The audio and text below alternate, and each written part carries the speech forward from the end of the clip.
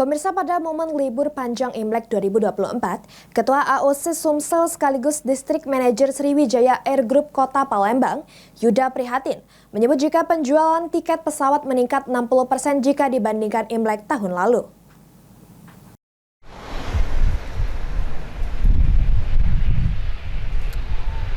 Pada momen libur panjang Imlek 2024, Ketua AOC Sumsel sekaligus Distrik Manajer Sriwijaya Air Group Kota Palembang, Yuda Prihatin menyebut peningkatan pergerakan penumpang pesawat mulai meningkat dalam seminggu terakhir.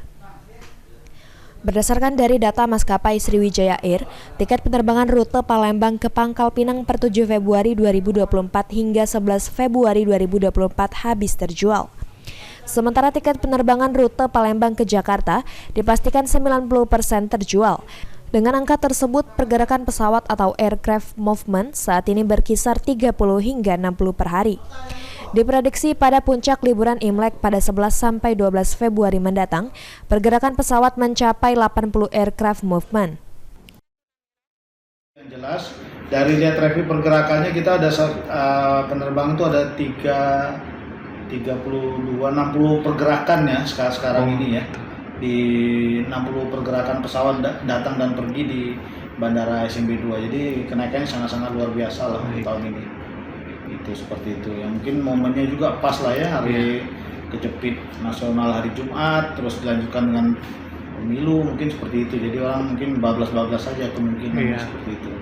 Dari BMKG kemungkinan akan curah hujannya akan tinggi dalam minggu ini. Itu aja sih dalam minggu ini, termasuk Sumatera Selatan. Itu rata-rata ada yang pending atau yang delay ya Pak? Jika paling holding lah ya, holding atau divert atau apa ya, pasti terjadi keterlambatan, itu aja sih biasanya seperti kalau cuaca ya. Ditambahkan Yudo berkenaan dengan curah hujan yang mengguyur Sumsel akhir-akhir ini, sejumlah penerbangan berstatus holding atau dipastikan terdapat keterlambatan. Hafidz Zainul, PAL TV.